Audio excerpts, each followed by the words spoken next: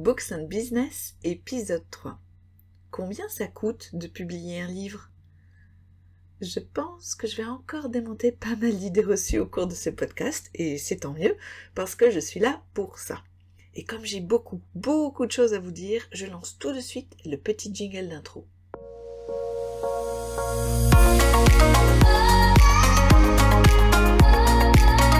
Bienvenue dans le monde des livres et de l'entrepreneuriat. Vous avez une méthode, une expertise, une expérience, un business unique? Bravo! Et il est où votre livre signature sur ce sujet? Ah, vous ne connaissez peut-être pas le milieu éditorial et ses règles particulières. Eh bien, vous êtes au bon endroit si c'est votre cas. Je m'appelle Nathalie Bagadé et je suis autrice et accompagnatrice à la publication. C'est ça mon business. L'ambition de ce podcast est de vous éclairer sur ce que cela signifie de publier votre livre signature de manière à la fois professionnelle et épanouissante. C'est donc parti pour l'épisode du jour. Alors, publier un livre, ça a un coût, certes, mais bien inférieur à celui estimé par la majorité des gens. Surtout si vous évitez de faire la grosse boulette, dont je vous parlerai tout à la fin de ce podcast.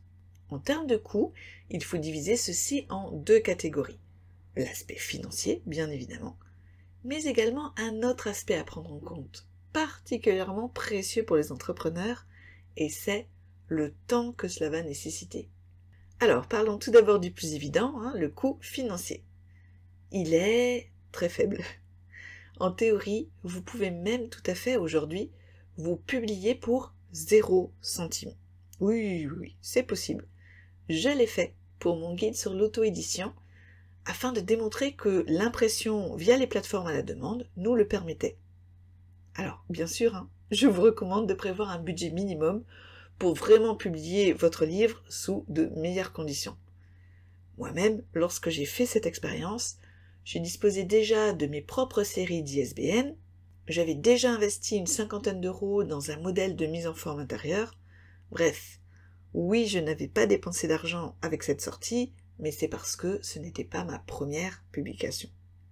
J'estime entre 300 et 1000 euros le coût d'une publication réussie. Et encore 1000 euros, c'est si l'on a coché toutes les cases, même les superflus. Dans les dépenses à prévoir, pour moi, il y en a en effet que deux qui me semblent indispensables. Le premier poste, sur lequel, alors à mon avis, vous ne devez pas faire l'impasse, c'est la formation.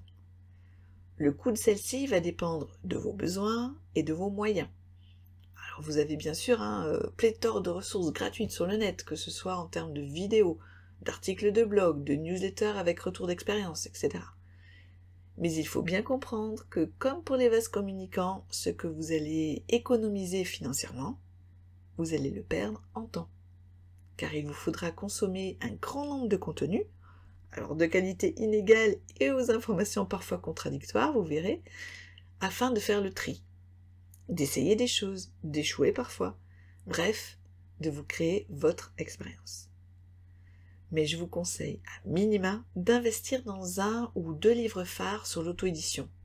C'est un très petit budget, mais c'est une aide précieuse, surtout lorsque c'est bien fait, clé en main et exhaustif. Alors à ce titre, je ne peux que vous recommander mon propre guide pratique, Auto-édition à vous de jouer, version 2.0, dont je vous mets le lien dans la description. Il existe aussi bien sûr, et je les propose moi-même, des formations en ligne, des ateliers pratiques, des accompagnements. Alors, j'attire votre attention sur le fait qu'on n'est plus vraiment là dans un coût pur et dur, opérationnel, puisque ça pour moi c'est de l'investissement, surtout si vous voulez publier plusieurs livres. Je pense que je ne vous étonnerai pas, vu votre champ d'activité, lorsque je dis que faire appel à un pro, c'est gagner énormément de temps pour un résultat optimal, par rapport à tout débroussailler tout seul et réinventer la roue. Cela dit, je ne vous conseille d'avoir recours à ce genre de formation que lorsque vous avez les reins solides financièrement. Je ne vais pas énumérer ici toutes les étapes indispensables de la publication, puisque ce sera le sujet du prochain podcast. Mais sachez que si toutes peuvent potentiellement vous coûter de l'argent, en fonction de vos critères, de vos forces, de vos faiblesses, de vos objectifs, il y a en revanche un poste sur lequel vous devez impérativement miser, car cela peut faire une énorme différence. Et ce poste, c'est la couverture. Il me paraît indispensable de confier votre couverture à un ou une professionnelle, pour un budget traditionnellement compris entre 150 et 500 €. Il est plus que probable que j'enregistrerai un jour un podcast à ce sujet, tellement il me tient à cœur. Mais comme je vois le temps défiler, je passe tout de suite à la deuxième catégorie de coûts, qui a souvent une valeur encore plus précieuse pour les entrepreneurs que vous êtes, et c'est le temps, justement. Il me semble indispensable de dédier un temps fixe pour d'abord rédiger le manuscrit, puis ensuite pour effectuer les tâches éditoriales. Alors, moi, je suis autrice à temps plein. C'est mon métier principal. J'ai donc dédié tous mes matins à l'écriture et le reste de la journée, je le consacre à diverses tâches. Mes accompagnements, ma compta, ma com, les tâches éditoriales. J'ai des demi-journées consacrées à certaines de ces activités et c'est cela que je vous conseille de faire. Dédier une ou plusieurs demi-journées à la production de votre livre. Parce que si vous attendez d'en avoir le temps, vous ne le ferez jamais. Alors que si vous prenez ce temps, si vous accordez à votre livre la fenêtre de temps régulière qu'il mérite, tôt ou tard, vous le publierez. Et d'ailleurs, plutôt tôt que tard. Alors en effet, on entend souvent les auteurs expliquer qu'ils ont mis plusieurs mois, voire années à rédiger un livre. Moi-même, je reconnais, j'ai mis 7 ans à concevoir l'univers de ma série fantasy, L'ossature des 4 tomes, et à rédiger le premier. Mais ça correspond à des œuvres de fiction, les amis. En ce qui concerne la non-fiction, j'ai battu tous les records inverses. Alors, j'avais reçu une proposition de participation à un concours organisé par Femmes Actuelles et Amazon. Et j'avoue, l'idée était tellement irrésistible que j'ai rédigé et publié mon livre de développement personnel en 2 mois. Oui, 2 mois, tout compris. Alors, on se calme. Tout le monde ne peut pas publier en 2 mois et d'ailleurs, je vous le déconseille. Moi, il s'agissait de ma 9e publication, mon 5e livre auto-édité. Je maîtrisais le processus de publication sur le bout des doigts. J'avais une équipe au taquet et nous avons travaillé à la chaîne pendant ces 2 mois. Non, ce que je vous conseille, c'est de viser une durée beaucoup plus confortable pour la rédaction et la publication de votre livre, surtout si c'est votre premier. En revanche, je vous l'assure, vous n'aurez pas besoin de plusieurs années. C'est sûr, car ces années, votre cerveau les a déjà amalgamées. Toutes vos expériences, tous vos apprentissages s'y trouvent stockés. Et je suis prête à parier même que votre contenu est sûrement déjà quasiment entièrement dans votre ordinateur. Reprenez vos articles, vos posts, tous ces textes que vous avez un jour ou l'autre publiés sur votre sujet fétiche.